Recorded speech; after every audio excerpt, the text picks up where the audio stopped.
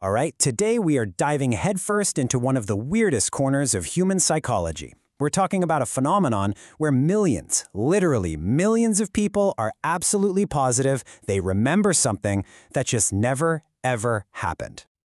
You know this line, right? Of course you do. It's probably one of the most famous movie quotes of all time. Go ahead, say it out loud. It feels right, doesn't it?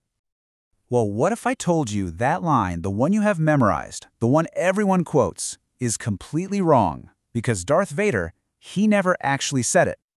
The real line from the movie is, "No, I'm your father." That's it. The Luke part, it's a total invention, a detail that our collective memory just decided to add in. It's a small change, but it's a huge deal. And if you got it wrong, you are definitely not alone. A whopping 63% of Americans misremember this exact same quote. So what is going on here? How can so many of us be so confident and yet so wrong about the exact same thing? Well, this is a perfect example of something called the Mandela effect. And yeah, it gets its name from another huge, widely held false memory about a world leader. So, picture this. It's 2009, and a paranormal researcher named Fiona Broome is at a conference.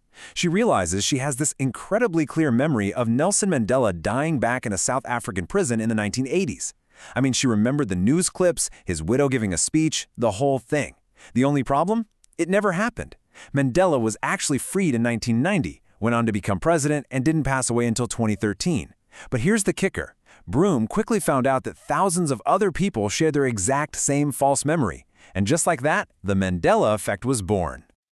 So, in a nutshell, that's what the Mandela effect is, a situation where a whole bunch of people all have the same incorrect memory. And the really important thing to get here is that people aren't lying. They genuinely, truly believe their version is the right one. So, how is any of this possible? Are we talking about a glitch in the Matrix? Well, science actually has a much cooler explanation, and it all comes down to one simple fact. Your brain isn't a video camera, not even close. See, every single time you remember something, your brain isn't just hitting play on a recording. It's actually rebuilding that memory from scratch, piece by piece. And while it's rebuilding, it often fills in any gaps with details it thinks should be there. Let's try a quick experiment. Just for a second, close your eyes and picture a psychologist's office. Just a typical one. What's in there? Try to get a really clear picture in your head. You probably imagined something like this, right? Bookshelves packed with books, a big desk, maybe a comfy couch, some diplomas hanging on the wall. Most of us do. This is what's called a schema-driven error. Your brain has a mental blueprint, a schema, for what a psychologist's office looks like, and it just fills in the blanks with all the usual stuff. Now check this out. In a real study, researchers put people in an office that had 0 bookshelves, but it did have a picnic basket sitting in the corner. Later, when they asked people what they saw, what do you think happened? Most of them swore they saw bookshelves that weren't there, and they totally forgot about the picnic basket that was. Their brain's expectations literally overwrote what their eyes saw. Okay, now that you get the basic idea, let's have some fun and put your own memory on trial. We're going to run through some of the most famous Mandela effects out there. First up, a childhood classic. How do you spell the name of these bears? Millions of people would bet their life savings that it was Berenstein with an E. But nope, it has always been Berenstain. It's just that our brains see the name and kind of default to the more common Stein spelling. All right, next one. Think about the Monopoly man, rich Uncle Pennybags. Got a picture of him in your head? Okay. Does he wear a monocle? The answer is no. He has never, ever had a monocle. This one is a perfect example of our brains mixing things up. We probably get him confused with the Planner's Peanut mascot, Mr. Peanut, who does rock a monocle. Our brains just merge the two characters together. Pokemon fans, get ready for this one. A lot of you are probably convinced that Pikachu has a little black tip on his tail, but go ahead and look it up.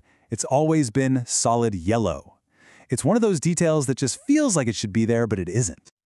And last one, is it Looney Tunes or Looney Tunes? I mean, tunes as in cartoons makes perfect sense, right? But it's always been Tunes.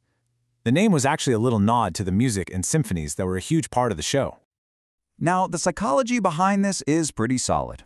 But if you go online, you will find some, let's just say more creative theories. On one hand, you've got people talking about parallel universes crashing into each other or glitches in reality. But on the other hand, you've got the evidence from psychology. Our brains rebuild memories, they make predictable mistakes, and these mistakes get spread around and reinforced online. You know, alternate realities are fun to think about, but we really don't need them. Our own brains are tricky enough. So, if our memories are this faulty, this easy to fool, what are we supposed to do about it? In a world that's just swimming in misinformation, how do we keep our feet on the ground? Well, it really just comes down to a few good habits. First, trust but verify. That feeling of being 100% certain, that's often just a trick your brain is playing. Second, pay attention to your sources. It's so easy for a false memory to get echoed online until it feels like a fact. Third, for anything that really matters, don't just go by memory. Find the original source. And finally, always remember this. Hearing something over and over again builds your confidence that it's true, but it does absolutely nothing to make it accurate. At the end of the day, the Mandela effect isn't really proof of some big cosmic conspiracy. It's just a really powerful and kind of humbling reminder of how our minds actually work. They're not perfect computers. They're amazing, creative, and, yeah, sometimes very flawed storytelling machines. And that leaves us with one last, slightly unsettling thought. If our collective memory can get movie quotes and history wrong, what else are we misremembering? What if that one thing you know for sure is just wrong?